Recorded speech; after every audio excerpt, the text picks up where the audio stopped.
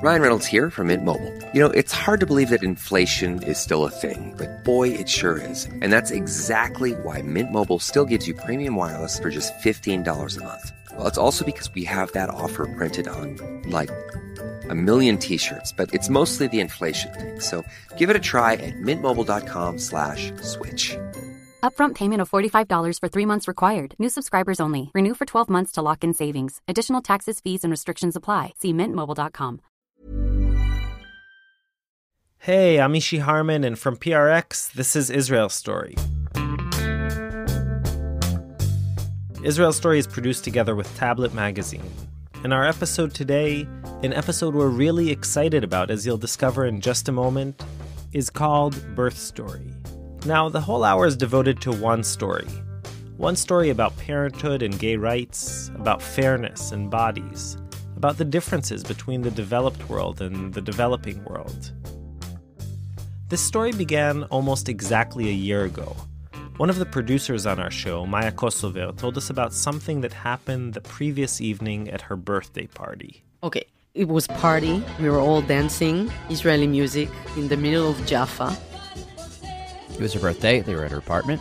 And this guy, Tal. Tal was dancing with his partner. These are friends of yours? Yeah, Tal is kind of a megastar in the deaf community in Israel because he translates the news in the TV to deaf people, to sign language. Oh, wow. So he's like the little guy in the corner of the TV. Yeah. And his partner? Amir. Amir or Amil? Amir. With an R. He's a psychologist that works specially with children that are autistic. Huh. Anyway, they're at the party. So we were dancing all together, and then Tal was, oh my God, maybe it's going to be the last party that I'm in because I'm going to be a parent. And not only a parent, I'm going to be a father for 3. And then we were like, oh my God, 3 babies? So you might have recognized that guy talking to Maya. It's Jad Abumrad, the co-host of Radiolab, one of the shows that really inspired us to get into this whole world of podcasting.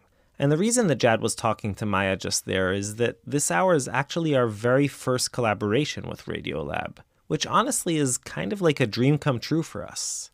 Now, I'm sure many of you actually heard this story on Radiolab's latest episode, but even if you did, don't leave just yet. Hello. Hey, Molly. Hi, Mishi. How are you? Good. How are you doing? I'm doing well, thank you. That's Molly Webster from Radiolab, who produced this piece. We got her on the phone. Hey, Jad. Hey, how's it going? With Jad and Robert Krulwich, the other host of Radiolab, to talk about how this story was born. Hi. Hey, guys.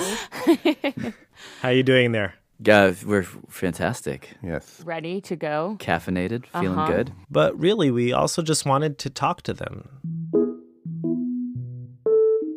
So I hope you indulge us while we geek out on Radiolab a bit. We're in New York. You are on the other side of, I think, 2 oceans at least. Well, at least an ocean and a sea. Wait, are you guys in Jerusalem or Tel Aviv? Jerusalem. Yeah. You just really? missed the horn that It's signifies Shabbat the now. beginning of Shabbat. Yeah. Oh my God, what are we? Is Yeah. it wrong? Is it unkosher of us to speak to each Yeah, other? it's unkosher, Oh, it's yeah. forbidden to work on Shabbat, but Hey, I think it's okay. it's okay. We're living in the new world. Anyway, this all began a few months ago when Robert came to Israel to be the keynote speaker at the IDC's radio conference. Right. Yes. And I met you. We were all excited because somehow we ended up going out to dinner together. Yes, we did. It was a great dinner.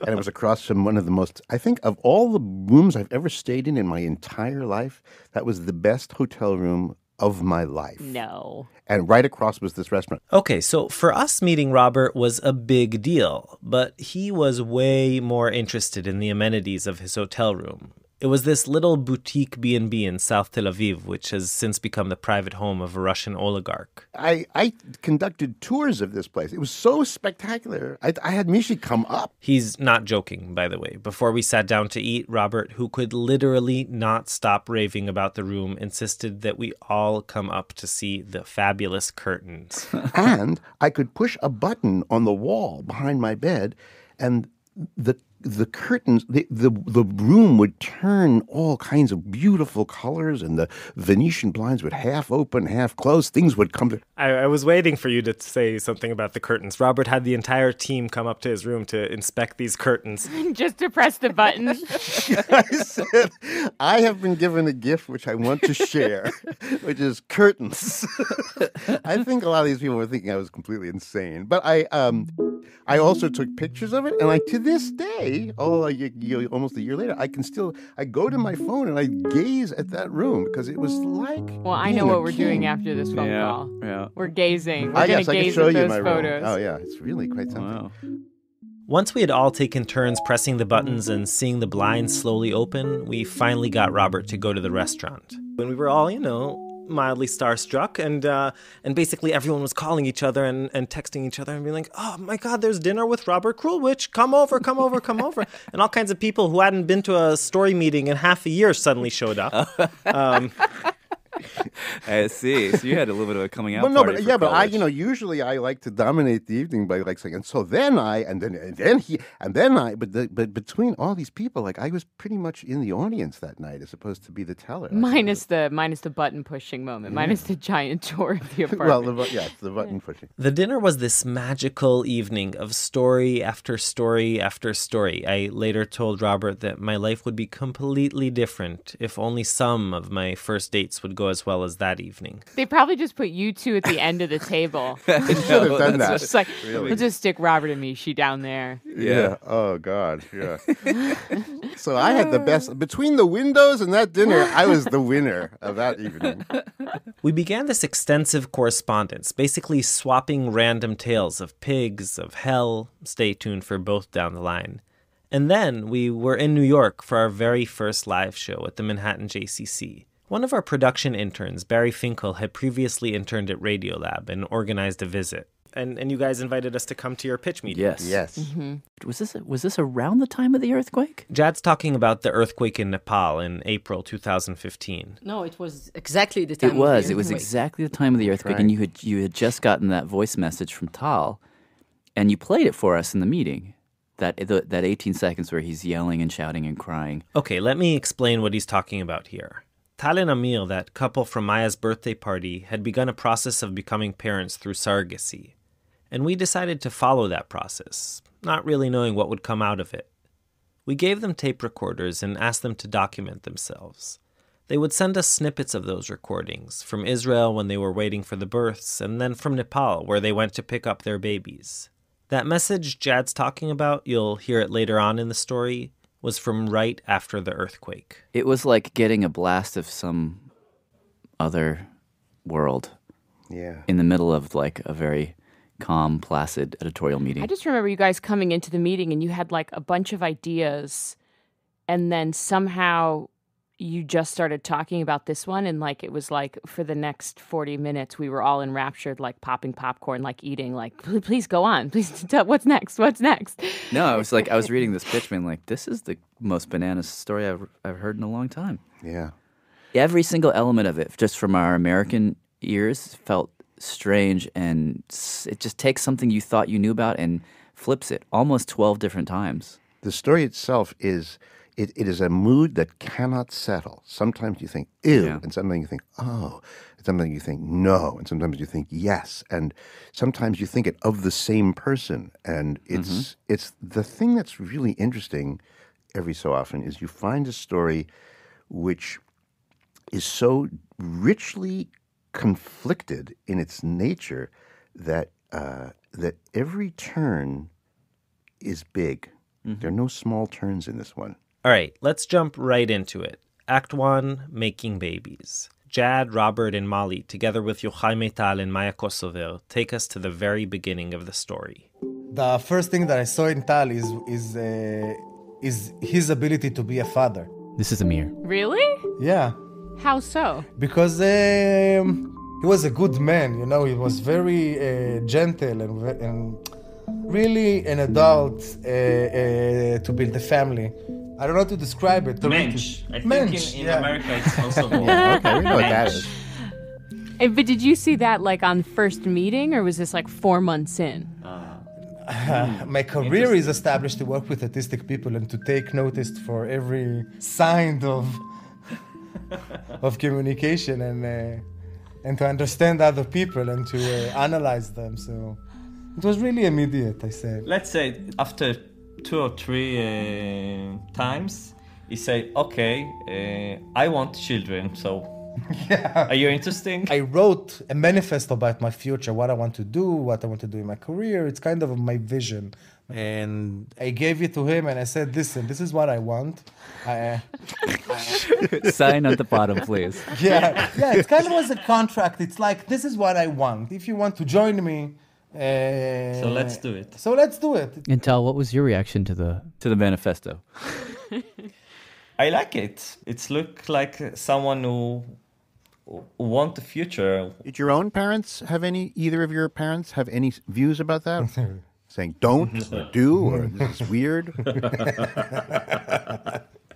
Yeah. Suffice to say, their families did not approve, especially when it came to the idea of them having kids. Now, how to have those kids? That is a question. Basically, there are 2 options. If you're a gay couple and you want to have kids, there used to be 3 options. That's Yochai Maital from Israel Story. Here is how he and Maya laid it out for us. Option number 1, which is now not as much of an option. You could adopt a kid from a third world country. But he says over the last few years, what happened is that those third world countries figured out who was adopting their babies, and one by one, they banned it for gay couples. Yeah. The second option, which is becoming very, very popular in Israel, is sort of the new family. That's what it's called in Hebrew, at least. Sort of getting together with another woman who wants to be a mother but doesn't have a father, and then they do a joint parenthood. They all live in the same house? No, the mother lives separately, and it's kind of like divorced parents that get along really well. They sign a contract before the process, and everything is like in the contract. Tal and Amir said that early on, they tried this route. Tal got an offer from one of his friends to do the co-parenting. But then I spoke with Tal and I asked him, listen, it's very important for me to have a baby of my own with my sperm. And I said to Amir, I want to try, but I don't care if in the end we have only one baby in your sperm. So it will be my baby the same. I think I was more stubborn about it than Tal. Amir couldn't really explain why it was so important to him, just that it was important to him. But reflecting on it later, Maya from Israel Story put it this way. It's very Jewish and Israeli. I mean, if you are not in the Israeli mainstream, if you are gay or if you are different and you'll have your own baby, it's like a signature of being part of the game, you know? Whatever the reasons, Amir and Tal talked it over, and then they went back to this woman, Tal's friend, who had offered to do the co-parenting. And we asked her if she can obligate to us to bring 2 children, one of Tal's sperms and one of my own. In the end, she said no. And at this point, a year had gone by. So then we've decided that maybe the best option will be... Option 3 is surrogacy. Meaning, of course, if you're a gay man, that you take your sperm, take some eggs from a woman, put your sperm and those eggs into the womb of a second woman who carries the baby to term. But surrogacy is illegal in Israel. Only for gay couples, yeah. In Israel, if you're a hetero couple, you can use an Israeli woman as a surrogate. But if you're gay, you can't. So there's a big problem, but that problem also creates a big demand. As you can imagine, there are quite a lot of gay couples in Israel. And so the companies sprang up, basically offering international brokering of sperm, eggs, and ovaries. Babies outsourcing.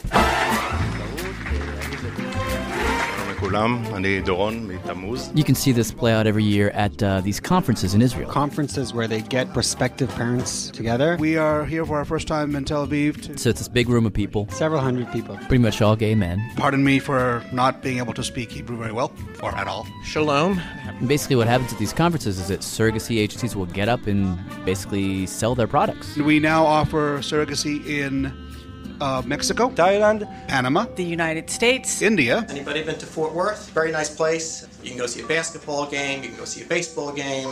These agencies will find women in all of these places who will serve as the surrogate for your child. And depending on which country you choose and whether or not you provide the donor eggs or they do or a million other factors, the costs will vary. We offer very competitive prices. For example, $36,000 complete start to finish in Mexico, $38,000 in Thailand. Anywhere from $65,000 to $85,000, $150,000. It could be that much. That's excluding the donor, of course, but we have a good selection of donors, including Jewish donors as well. Yeah, we have session with the lawyers, you have session with the families, you have session families with doctors. Tal and Amir went to 2 of these conferences successive years, and coming back from the second one, we take a calculator and we start to think how we can make it. Raising money. Money. Yeah.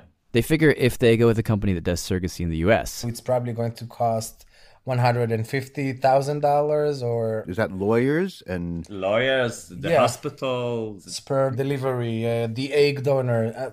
There is a lot of people that we need to pay. And he says, keep in mind, when you pay that money, you are not guaranteed a baby. You buy a process. Yeah. We don't buy a baby. One of our friends did this kind of process and they spent 5 times and they still didn't succeed. 5 times? Yeah. They figured with that kind of risk, doing it in the U.S. was just too expensive. And so they started looking at surrogacy agencies which operate in India and Nepal. Because over there, you can do the same thing and it will cost you about $60,000. So it's almost half price. Almost a half price, yeah. Now, one of the tricky things, according to Yochai, is that in 2013... India basically outlawed surrogacy. For gay couples. I mean, if you're a straight couple, you can do surrogacy in India. But not if you're gay. Also in Nepal, by the way. Nepal also outlawed surrogacy. Effectively, the cabinet said if you are a Nepali woman, you cannot be a surrogate, period. But there's sort of a loophole.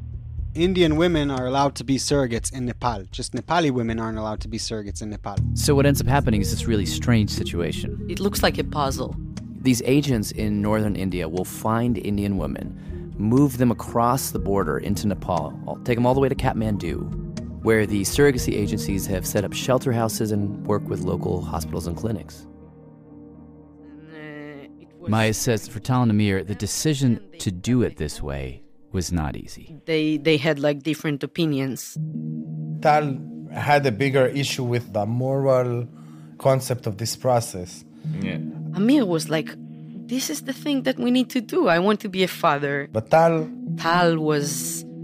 It was very hard for him. I thought if it's immoral to do things like that, to use another woman to give me a present like that, and I know she will never see this baby anymore. Is it immoral because you're essentially like just using a woman's body, or? Yeah, you can say it. He felt like he's using other people's bad luck for his own good. Yeah. She has no choice. She's not doing it out of freedom. She's just doing it for the money, and maybe it's not morally okay that we'll use this weakness. Tal and Amir went back and forth on this for months, and eventually the argument that won the day was this. That if they're going to do it, they're going to do it with this agency called Lotus, which, to their understanding, paid the surrogates $12,000. I mean, the surrogates were actually paid in Indian rupees, but that would be the dollar equivalent. $12,000. Now, for a rural woman in India, that is a massive sum of money. They figure this won't just help her survive, it will change her life. She'll be changing their life, and they'll be changing hers. Maybe this was... kind of comfort. Yeah, they get money, they can change their life. They can buy a house, they can send her children to school, to learn in the university. When I thought and understand it will be life changer, and it's not exploiting her, so I agree. At the start of the whole process, one of the main issues was to pick the egg donor. And like, who are these women? Like, where do they come from? Ukraine. They're from the Ukraine. They're all Ukrainian. What? Yeah. That is not a country I expected to be thrown into the mix of countries. The reason the eggs are from Eastern Europe are generally because they're white. Because they're white. So it's like cheap white eggs. Cheap white eggs. Wow, that's quite a phrase. So you have like a website and you see a lot of pictures of women. Yeah. And then you need to choose the most... It's like J-Date? Yeah. Jewish online dating service. Yeah, I think it was the most straight-ish act that I did in a very long time. Oh, straightest. Oh, I because see. you're picking out a lady. Straightest. Yeah. Yeah, how did you decide which criteria you wanted in a donor mom? Oh, The first one was height. You wanted someone tall. yeah. Why? Why was height your first one? Because It's more easy to live Yeah. when you're high. yeah. Okay. Then eyes. She has these big eyes, They showed Maya a picture. light brown hair, and she has this nice nose. It was, very strange. It was very uncomfortable to choose. For me it was very איך אומרים השבחת גזע? Like a genetical, like improving. Oh, you felt Eugenica? like you're God. doing like a eugenics. Yeah. Eugenics. Now, since Tal and Amir had each wanted a baby with their own sperm, they told Lotus, We would like to rent 2 wombs, one of each sperm, and to try to use like 2 surrogate mothers. Lotus said, fine, that's going to run you. About $50,000-$60,000 each pregnancy. Again, no guarantees. So, Tal and Amir, they give Lotus their sperm in little cups. Lotus freezes the sperm, sends it to a hospital in Nepal. The Ukrainian woman, the egg donor, is flown to Nepal. Her eggs are harvested. Somewhere along the way, 2 North Indian women are moved across the border into Nepal. Finally, the doctors at that Nepali hospital take the Israeli sperm, inject it into the Ukrainian eggs, create some embryos, and they implant those embryos in the wombs of the Indian surrogates. 4 countries, 1 baby. A few months go by, they get the news that both surrogates are pregnant. The process worked. One is pregnant with twins, 3 babies in all. They're sent sonograms, pictures of the surrogates' pregnant bellies. I all the time look on the picture of her, all the ultrasound pictures, all the time looking on my cell phone in the picture. Castell says there wasn't really much he could do because for 3 or 4 or 5 months, not much happened. Until 6 months in. 6 o'clock in the morning. 6 o'clock in the morning, Dana from Lotus called us. And Amir was answered the phone, and I hear him said, "Okay, they are okay." I wake up and say, "What?" Because it was too Early. Too early. How early? About 8 weeks ahead. Wow. The surrogate who was carrying twins had given birth. I was crying a lot. This is the surrogate carrying Tal's baby, which turned out to be 2 babies. Yeah. Were you on the plane the same day as getting that call, or? Day after, we fly from Tel Aviv to Istanbul, and from Istanbul to Kathmandu. It was very crazy day. Then Gil This is one of Tal's friends who was also in Nepal for surrogacy. took me to the hospital, and wow. I was shocked because Gili was so tiny. Gilly was 3.8 pounds. His brother Yuval, 4.8 pounds. And I was very scared to touch him. He says he expected the twins to stay in the hospital for a month, but the nurses were like, nope, going home tomorrow. I thought I don't have enough time to think, because I understand tomorrow I need to take them home and to be alone, and I never take care of inner babies. So I said to the nurses, teach me how to feed him. And after 3 days I took them home. So where was the surrogate during these days? Was she at the hospital? I think she was in the hospital, yeah. Because she had a cesarean surgery. I was asked if she's okay and if she needs something. They said you cannot see her until she signed all the papers, and then you can see her. So the papers hadn't been signed. Yeah, because we need that she's giving up all her maternal rights. And if she doesn't want to sign on this paper, we can lose the baby. The laws on this get crazily complicated, but basically they needed Israel, India, and Nepal to all recognize that they were the uncontested parents. And hanging in the air we've been terrified was a recent case in Thailand, which was all over the news, where the surrogate, after the baby was born, changed her mind. Lake and his husband believe the surrogate decided to try and keep the baby because she found out they were gay. We had a little bit of an anxiety, let's say, if they were going to know that the baby is going to grow in a house with two dads. In any case, Tal is in Nepal with the twins. Amir is back in Tel Aviv. A couple weeks go by, and then Tal called me and said, Mazel Tov, you're a dad. The second surrogate had given birth, one baby. And day after, Tel Aviv to Istanbul, and from Istanbul to Kathmandu. And then it was very, very, very nice that we went. Only us with the babies, were like no parents, no friends, no phone. No phones, no work. To build the first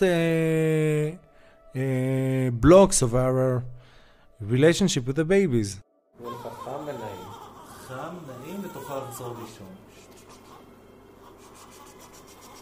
And for the next month, they lived in an apartment in Nepal. Just them and their three babies. Learning to be dads.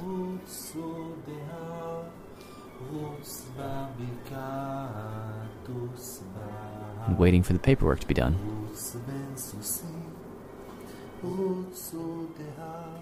Now, the paperwork, incidentally, is a beast, because after the surrogates sign away their rights, the babies have no nationality, and then they're suddenly illegally in the country. So then the guys have to take a DNA test, send it to Israel, get it verified, then they've got to get a passport for the babies, then several sets of visas need to be gotten, and all of that means multiple trips to the Israeli embassy.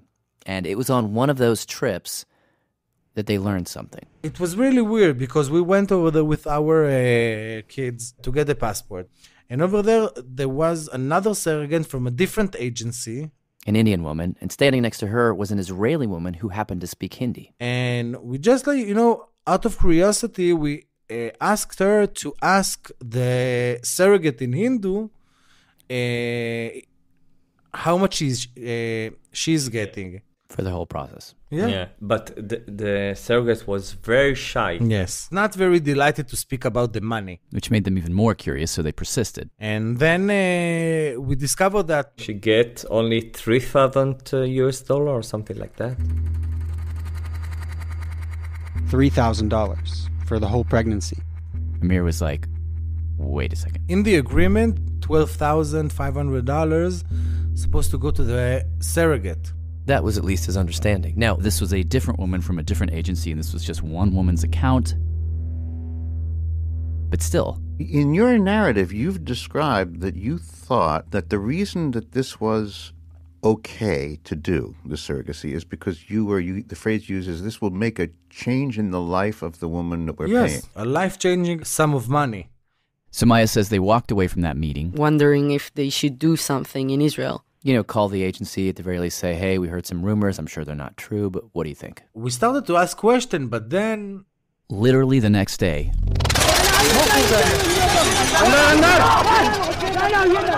Horrendous scenes of death and destruction from Nepal today. After a powerful earthquake that started outside Kathmandu... A really big hit on one way.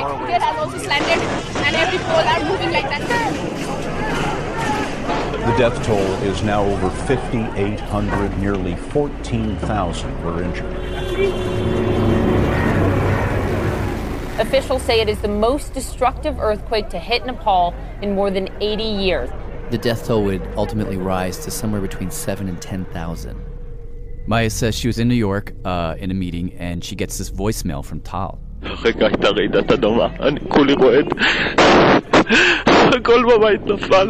he was shouting, an earthquake just happened here. We saved the babies and we got down to the street. We're half naked We don't know what to do, and he's crying over there. And then it suddenly stopped. He lost the connection. And it was like 12 hours with no connection to them. We didn't know if they're alive or not. You know, everything was unknown. I don't know how, but Tal took his cell phone and we just ran barefoot. And Amir says they ran out of the apartment, down the street, half naked, holding the babies and the phone. On the way, they ran into their friend Gil, who had 4 babies, another couple who had 2 babies. We are in this street and we are 9 babies. They actually shot a video on Tal's phone. You see Tal only in shorts. A bunch of other couples holding babies, and they're all literally standing on a pile of rubble. As they're standing there, a guy with a badge walks by. You're a policeman? No. You're from the American embassy? Yes. We are Israeli citizens. We have here 9 babies. We need help. Please, we don't have food for the babies. Okay. Thank you. We need to go out from this place very quickly. To go out from here. Thank you.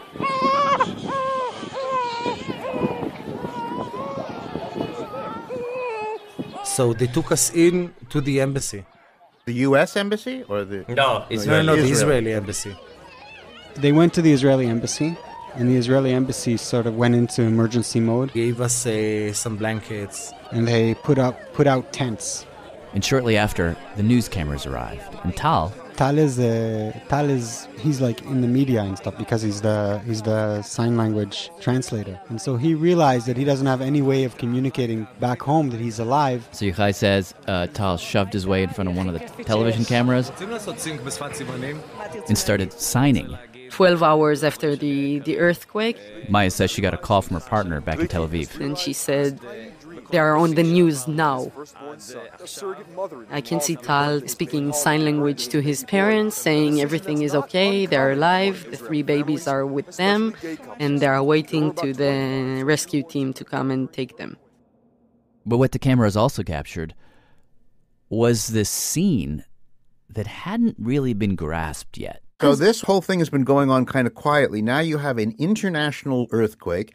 Everybody's watching the television. And in the middle of the story, there are like 10 Israeli babies and gay people and all this. It was more than 10 babies. Yeah, it How was, many I were think, there? 24 babies. 24? Wow. Yeah. Yes. Whoa. Because there is another agency that also... It's like all of a sudden you realize there's this pipeline of babies. Yes. Moving from Nepal to Israel. Yeah. Maya says when the images of those 24 babies splashed across Israeli TV screens. It was like the first time that surrogacy was discussed in the Israeli media such way. She says a huge debate broke out. One side of the argument was, okay, we are using women and it's unmoral. And from the other hand, there was like, okay, in Israel, for gay couples, they don't have a lot of choices, I mean. And everyone was asking, what do we do with all these babies? And the surrogates. There was like a huge argument in the Israeli media about the questions of there are women that are waiting to give birth and we need to bring them to Israel to give birth here because the fathers are here. So they would fly the women to Israel, have the baby, and then fly them back? Yes. There was talk about it. Yeah, they talked about it, but I don't know. I think that legally they could not do that. Well, because that just, it feels like kidnapping a lady. Yeah. And so what happened was that very quickly, Israel sent over a search and rescue and medical aid delegation. And all the babies and their parents. They were basically just all put on a plane, and sort of the process was expedited, and they just brought everybody over to Israel. Back in Israel, a parade of newborns. They will celebrate together, knowing the medical stress they've been through, and very much aware that many in Nepal are still going through it. So what happened to the surrogates? Any idea? They checked with the agency what is the situation with the surrogate mothers, and the answer was that 2 of them are back in India already, and they weren't there in the earthquake. And what about all the surrogates who were in Nepal but hadn't given birth yet? Yeah, I mean, about them, there's a big question. I mean, no one knows. there were like worried fathers in Israel. It's terrifying. All my thoughts, all my prayers are for the surrogate mother and for the unborn child. Tal and Amir made it back to Israel with their babies. They were fine, but there was still a lot of questions. And if I were one of you guys, I would still be wondering, after all, both of these women gave you, as you point out, a remarkable gift. Both of you believe that both of you hope that that gift was well rewarded and was life-changing. But both of you don't know at this point. You're just a little suspicious that maybe it wasn't. And don't you have this funny feeling that you need to find out whether they got paid what you thought you'd paid them? Yes. Like, this is why we're so glad that we made the connection with you guys and we heard that you can... Find them, maybe. Yeah. So, we started a kind of a whole new leg of the story. Hello? Hello? Hi, Mali. Can you hear me? Yes, I can hear you. Ooh, I hear some other things, too. Oh, what do you hear? Actually, it might just be static on the line, but it kind of sounded like the ocean. I'll just switch off the fan. Just give me a second. Our producer, Molly Webster, was able to track down a reporter in India, Nilanjana Baumik, and she asked her if she could find those surrogates. Okay, so you had given me a name, right? Lotus, yeah. Lotus. Lotus has a representative in Nepal. I actually called that person in Nepal. And they did tell me, the location of the clinic. And I spoke to the doctor and she said that, yes, I will put you in touch with one of the surrogates. And the next morning we were supposed to touch base again. But then, she just totally went incommunicado. That's when the same day I opened my mail and there was a mail from Israel, them asking me just to stop the search for some time. And I was like, Shh, I was so near them. As far as we understand, what happened was that the doctor contacted Lotus. Lotus contacted Tal and Amir saying, call off the reporters. You're putting these women's lives in danger. If someone in their village sees a reporter hanging around, they'll know those women were surrogates. That's not something these surrogates want people to know. Stop. Here's my understanding, and you guys correct me if I'm wrong, is that we had asked someone to look for them, and that person got kind of close, and then word got back to the agency, and that's created some pressure for us to change. And, that's really what we're sort of staring at right now is how to respond. We heard that there is a real threat on their life because of the culture, of the society that they live in. One of them was Muslim. I don't know if the Muslim society is going to accept the fact that she carried the pregnancy to a gay couple and... To Israelis. And to Israelis. Yeah. So that's a very... very weird, very delicate situation. Yeah, exactly. We don't want anything that may hurt the surrogate. Well, I mean, we want to tell this story. We definitely don't want anyone to get hurt, but I do feel like we have an ethical obligation to hear from the women who do this. If not the specific women in this case, then people who represent their experience, to whatever degree it can be represented. It would feel wrong for that to be a voice that we don't hear. I don't know. It's like it's for us. It's we don't want that anybody will contact our surrogate, and if it says that it's not going to be without a story, so let's be it because it's not worth it for us. Okay, understood. We won't make any further attempts to contact those two women. Yeah. Just so we're all clear, I think what I'd like to do is to continue to pursue people who have been in similar situations but are not in any way connected to those two women or to you guys. Okay. I mean, again, we need to only make sure that nobody's going to be hurt. Yeah. Absolutely. Surrogates. That's where we left things with Tal and Amir. And then the story changed a lot. That's coming up.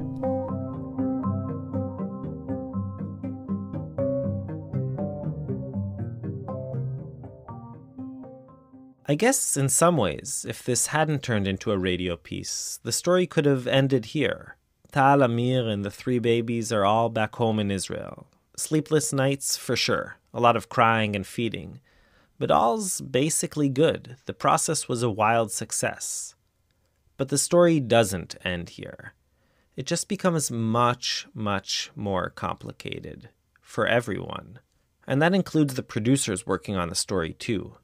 Here's how Molly, Jad, and Robert started to think about it as it was unraveling. I would come out of conversations and I would think, oh, I totally get why people do that. Then I would come out of conversations and be like, nope, I'm back to, nope, this is exploitation. Then I'd go into a conversation and think like, you're misusing women's bodies. And then I would come out of a conversation and be like, oh, these women are empowered. I wonder if this is ultimately just about surrogacy. It's like, I hear this story and I hear it as a story it's primarily about surrogacy, but it's also about women's rights. It's about gay rights. It's about Jewish culture in a way. It's about human trafficking. To me, while this may seem to be about a gay thing, I don't think it really is. I think it's the first act of a play that's going to get richer and deeper and much more universal. The business of generating life. And there's something, just to say it, the business of generating life just feels troubled. This is the deep consequence of having to take an alternate path to creating a life. So normally people create a life out of love or just out of sex or by accident or whatever. This is one where the idea precedes the deed, and the deed is going to be paid for. So the idea that you're going to pay for a life, pay for a genesis, is the trouble and the beauty and the complicatedness of this thing from the beginning right to the very last moment of the piece. I guess I was thinking less about the business, but to your point, Robert, like I do think it's like more than it's a gay rights issue, but it's way more than a gay rights issue, because I think like in the 21st century, you look around and you see everyone forming different types of families. Like a traditional family is no longer the traditional family. Like that model of like what a family looks like and what parenthood is getting totally blown up. So did this story like make you think that, oh, good thing that I didn't have to go through such a business of commercial baby making? Fuck yeah. Oh my God. God. Yeah. Absolutely me. Just the paperwork alone that they had to go through was... I would not want to go through what they went through. Ryan Reynolds here from Mint Mobile. I don't know if you knew this, but anyone can get the same premium wireless for $15 a month plan that I've been enjoying. It's not just for celebrities. So do like I did and have one of your assistants switch you to Mint Mobile today. I'm told it's super easy to do at mintmobile.com/switch. Upfront payment of $45 for 3-month plan, equivalent to $15 per month required. New subscribers only. Renew for 12 months to lock in savings. Taxes and fees extra. Additional restrictions apply. See full terms at mintmobile.com. Okay, so we all seem to agree how complicated this whole story is for Tal and Amir. But in the second part of this hour, Molly turns to the other side of this business, to the surrogates themselves. Act 2, the business of generating life. We go back to Jad, Robert, and Molly. Hey, I'm Jad Abumrad. I'm Robert Krulwich. I'm Molly Webster. This is Radiolab, and we will return now to our collaboration with Israel Story, producers Maya Kosovar and Yochai Maital. The story of Tal and Amir and their 3 babies. Now, that's how it started for us. It was a story of 2 guys trying to have some kids. But around the point of the earthquake, the story really shifted for us. I mean, as it did for the entire world, really. Because we've been concentrating the tale so far on the fathers, but with 24 some odd babies, that's an awful lot of women who had to carry those babies. So what could they be thinking? What is the story about them? How are they feeling about this transaction? How much are they getting? Will it actually change their life? These are some of the questions we had. We gave those questions to Molly, and she sort of ran with it. Yeah. Yeah, so in the months after the earthquake, I guess you could say the political situation in Nepal changed. How everyone started looking at surrogacy changed. Once everyone saw these pictures of all these babies outside the Israeli embassy being put on airplanes and sent back to Israel, it just cracked open this huge debate, not just back in Israel, but in Nepal and India, even internationally. Basically, you had groups coming out and saying, like, you know, the feminists were saying this is exploitation and we're just using these women for their wombs. And there were op-ed articles about, should we be shifting women across borders? Is this the way you want to do surrogacy? And then sort of the next thing that happens, like 3 weeks after we talked to Tal and Amir, is that Nepal actually decided to ban surrogacy. Completely. For both same-sex couples, foreign couples, local couples, and for Nepali women couldn't do it, and Indian women couldn't come into their borders and do it. No more surrogacy, no more loopholes. No more surrogacy, no more loopholes. But then the confusion was that they banned surrogacy, but there were still pregnant surrogates on the ground. And so they sort of existed in this gray zone. And in the midst of that was when we went out to try and find surrogates. In Nepal, all the surrogates are kept in what are called shelter houses, which are just like houses that agencies rent out that have a lot of pregnant women. Even though this is banned, they still have these houses. Yes, they still have the houses. Like, the rumors are that they move the houses further away from the city center, like attract less attention. And so we found a Nepali reporter. I'm Prikuti Rai, and I am a freelance journalist based in Kathmandu. To go try and get into one of these shelter houses. So the shelter house is actually quite far from the main city center. Almost half an hour or 40 minutes drive from Kathmandu. It's on a hilltop because these are the outskirts of Kathmandu where new settlements have just started. So it was actually a school building which they turned into a shelter because I think the school had left after the earthquake. The moment I reached the first floor, I was so surprised. It was very noisy, a lot of children playing around.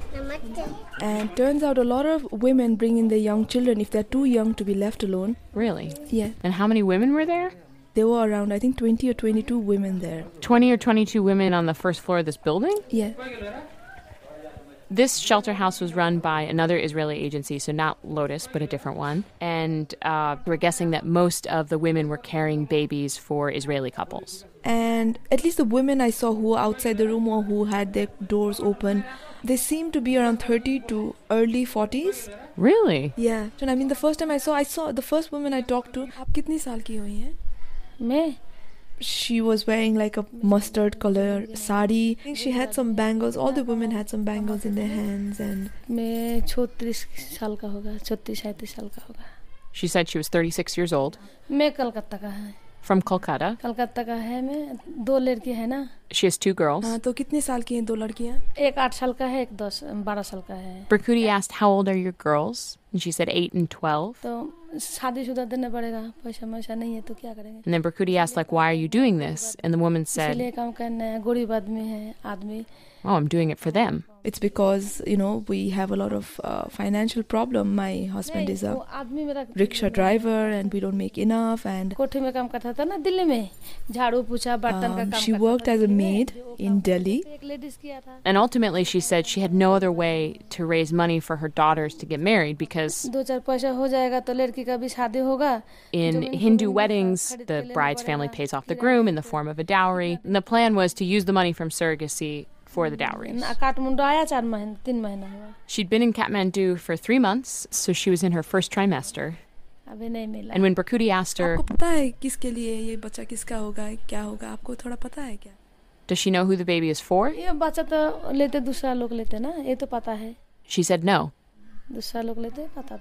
But she knows it's not hers. And actually, all the women that Birkuti talked to were very, very clear about this. This is a job.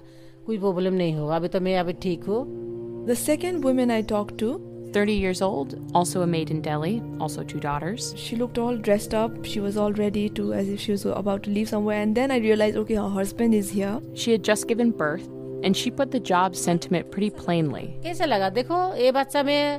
So she said, and I'm translating here, I will give gladly. I will give the baby from my womb. If I will think this is my baby, then how will it work? I have 2 children. I cannot take this child home. I will have to give. I have no sadness, no problem. Anytime Birkuti asked these women, are you conflicted? Will you have trouble giving the baby up? She always got the same answer. No. They all said that we would happily give away the child, and one of them even said, if the baby comes out right now, I'll just give it right away. And then she laughed. Did you get a sense that these women didn't want it known that they were doing this? I mean, some of them did and some of them didn't. Because some women were like, they said, like, now that I'm here, my neighbors, my family, everyone knows. And then when Birkuti asked her, did they have an opinion? Is it right or wrong? She answered, नहीं No. पैसा के लिए क्या है तो मैं किसी का पास होने तो नहीं जा रही हूँ I'm here for the money. So I would not listen to any opinions. If it was wrong, I would not come here. But some of them were like, why would I tell anyone, you know? There was one particular woman, 32 years old. very cheerful, nail polish on, and she had like this pink lipstick on. She said, people in my village simply do not believe these things. That one can have children by getting injected or taking medicines. They won't believe this. She kind of drew parallels with how some of the people in her village had done something similar when they bred cows or fishes. She said, like, maybe they'll understand, but my family will not understand. She says, I have told lies to them. So how much in the end do they make?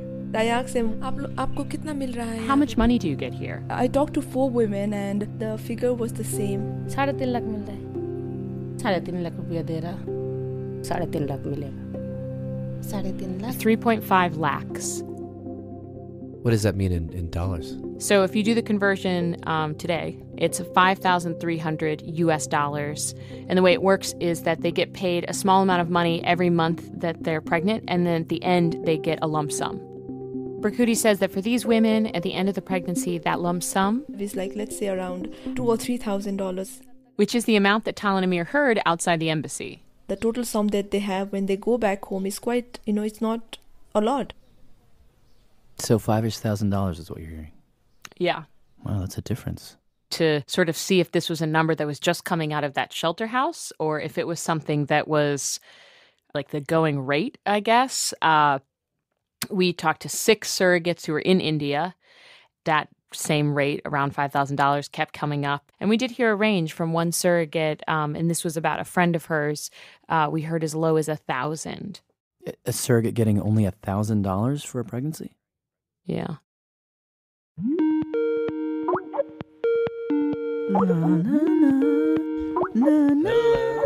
Hello.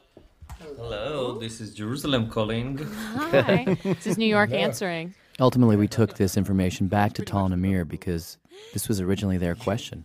Yeah. So let's talk about the money part now. All right. So the last time we talked to you, you thought you were paying your surrogates $12,000. Yes. Around-ish. We've been off reporting, and it seems like the number that's coming up most consistently for what surrogates are reporting as their rate is $5,300 US. What? אני פספסתי משהו. What? Wow. It's too low. It's too low. Really? Yeah. I want to cry. We explained to them that if you actually look at the contract, the line that looks like it's payment straight to the surrogate doesn't actually say this is payment for the surrogate. It says this is payment to surrogacy services. And it's sort of like once you add in that second word, it opens the door to all kinds of things. She's getting less than a half. It's like, we feel like suckers. So who get the money? So who got the money? That question, it hung in the air for a few weeks. Until I have around 7 minutes before I go into something. I'm just in my car now. And I was finally able to talk to Donna McDossie, who is the head of Lotus, which is the agency that Tal and Amir used in Nepal. She had just, the morning I talked to her, she had just flown in from Nepal to Israel, and I caught her in a car on her way back to the airport, and she was going to fly off to Australia. And I asked her, how much do the surrogates actually get paid? I can tell you truly that I worked in India and Nepal since 2010, and I cannot tell you exactly how much a surrogate holds in her hand at the end of the procedure because we don't transfer the funds to the surrogate herself. She's saying she has no idea. And the reason she has no idea is because she said this, and other agencies I spoke to said this, is that when you're working on the ground in foreign countries under the umbrella of surrogacy, you are dealing with a lot of middlemen. And the middlemen have middlemen, and there are sub-middlemen. The people who find the women in India, who get all the paperwork done, who get them to the border, who get them over the border, who then bring them to Nepal. Someone meets them in Kathmandu, gets them to the shelter house. And all those people, they need to get paid. I truly can tell you that I truly don't know after the agent, how much the surrogate they have in their hand. We don't come and ask the agent exactly how much goes for her compensation, exactly how much goes for her allowance. We don't go into that. I can tell you that... Well, I guess I was thinking about, I would feel conflicted as the head of an agency to be like, I think the money is going to some people, but I just don't know. Like, I think that would niggle at me. Yeah.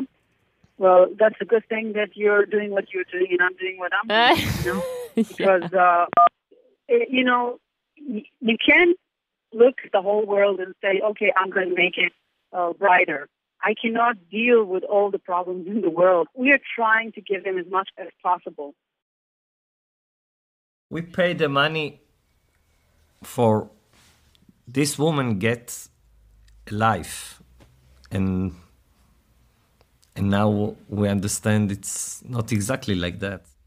It's not right. I mean, that's real. I think the deep question here underneath, after everything is over, is when we do a generous thing, like we give people families who couldn't have families before, but that becomes a business, is there something about the business of making a family that is always going to be a little troubling?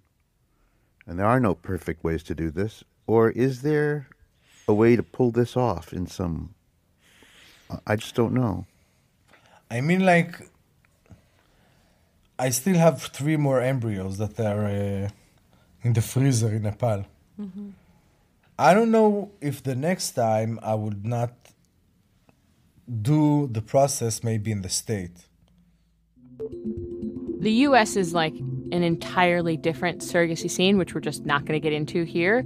But the interesting thing that Donna said and a head of another agency was that they think that in the next 5 to 10 years, the U.S. will be one of the only countries where surrogacy is still happening. Things are closing down. Most of the things are closing down. So obviously Nepal has a ban, Thailand. It looks like in a few days after this piece comes out that India may ban it for foreigners. Cambodia, there's rumors that they're about to ban it. And even in Canada, there are talks of new restrictions on surrogacy.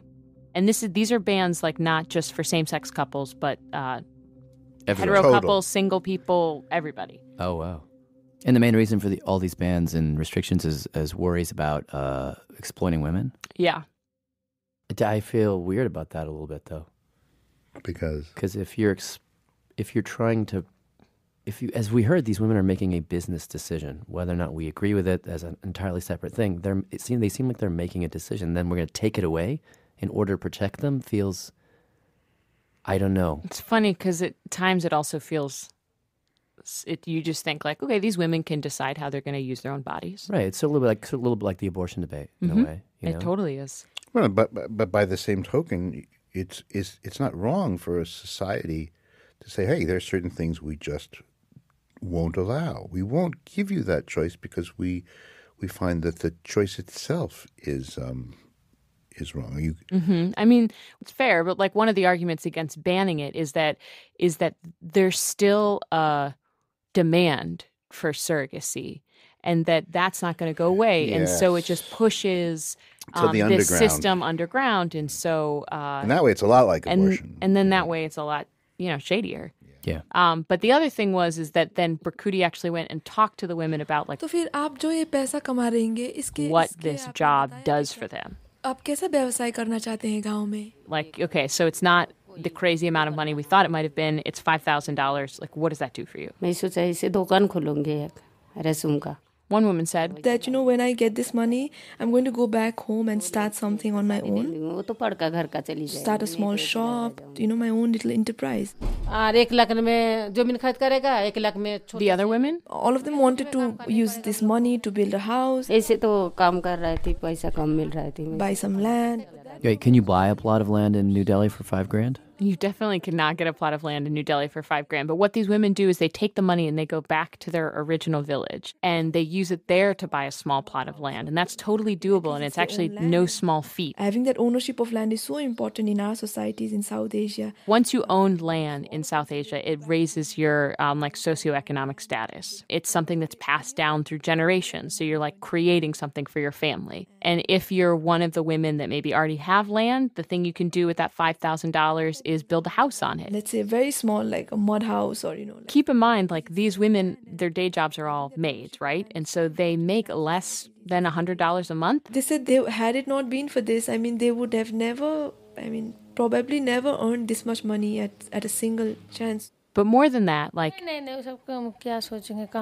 when you go into this, or at least when I went into this, the thing that I expected to see was like, okay, these are poor, desperate women that are being forced into this, like, right? They've been dragged across the border. I think the thing that I was surprised to see when I looked at the transcripts was that even though these women don't have a lot of options, and yes, they are poor, they had chosen to do this.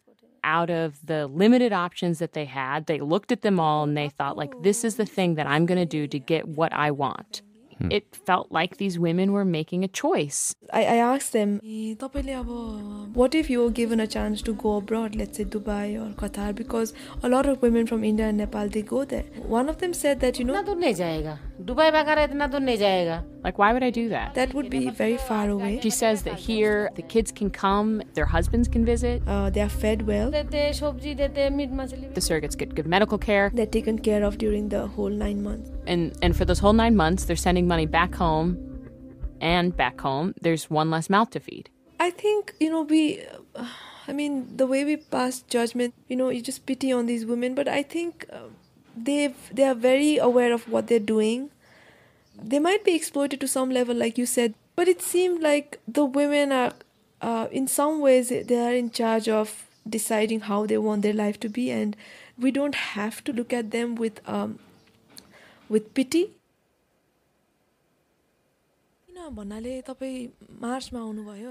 The last woman that Birthstory spoke to, she was a 32-year-old woman from Darjeeling. She spoke in Nepali, and she told Birthstory,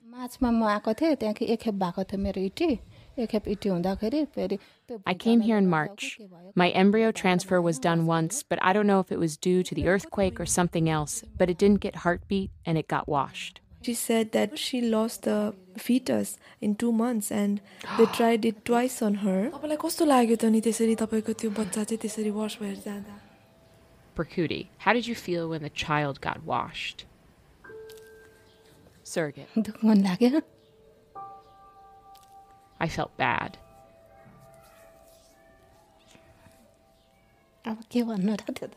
What to say?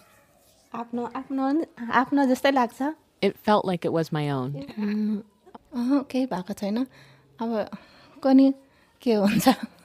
they won't give money if it's unsuccessful. Wow, wait. I'm like, I didn't know. If you miscarry, you don't get paid? Yes. She says it's treated like a business. You get paid for every month you successfully carry. And if you do lose the baby, depending on where it is in the pregnancy, part of the money is refunded to the intended parents.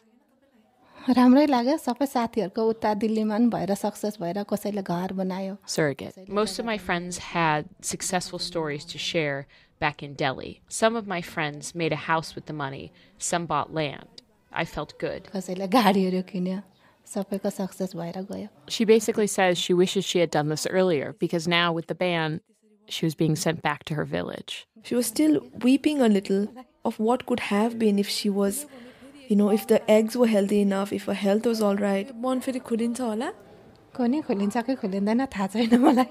Birthstory, will you come again if this opens back up and try again? Surrogate. Yes, I will come.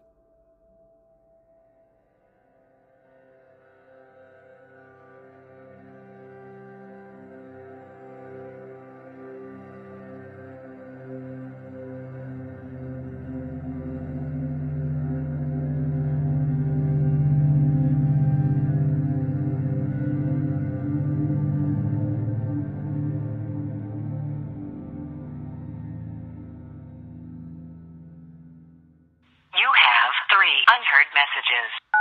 Okay, here we go. Hey, it's Robert Krulowich, co-host of Radiolab. Israel Story is brought to you... Wait, let me clear my throat.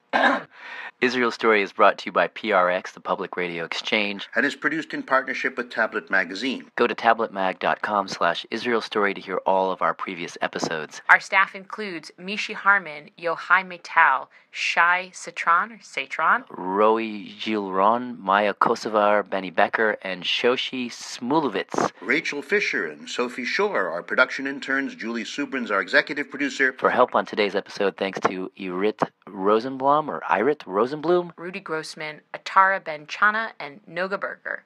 Whew, I think we did it. Hope I got all those names right. End of new messages. Could I just say one thing, which is either for a tape or not? That we're thank you guys. This has been a real amazing experience for us. And, for us too. Thank you. We're really grateful to have, whether it happened because of Venetian blinds or whatever. We're very grateful. Thank you so much. Yeah, you guys have been amazing. Yes, Thank you guys. So, a big thanks to our friends at Radiolab. Radiolab is produced by Jada Bumrad. Their staff includes Brenna Farrell, David Gable, Dylan Keefe, Matt Keelty, Robert Krulwich, Andy Mills, Latif Nasser, Kelsey Paget, Ariane Wack, Molly Webster, Soren Wheeler, and Jamie York, with help from Simon Adler, Alexandra Lee Young, Abigail Keel, and Alexandra Brennan. Their fact-checkers are Eva Dasher and Michelle Harris. And that's our episode. If you're new to the show, you can catch up on all our previous episodes. Just search for Israel Story on iTunes, Stitcher, or any of the other main podcast platforms. And if you've got a moment, please rate us and leave a review. You can also follow us on Facebook, Twitter, Instagram, all under Israel Story. Okay, so I've said this before, but how many of you guys have heard about Audible or MailChimp, Stamps.com? And you know why? It's because they have understood the power of podcast sponsorships. And if you want to enter that game, contact us. Not only will your sponsorship support our growing show, but you'll also reach a phenomenal and engaged audience. For more information, just email sponsor@prx.org. I'm Mishi Harman, and we'll be back in 2 weeks with a brand new episode of Israel Story. Yalla bye.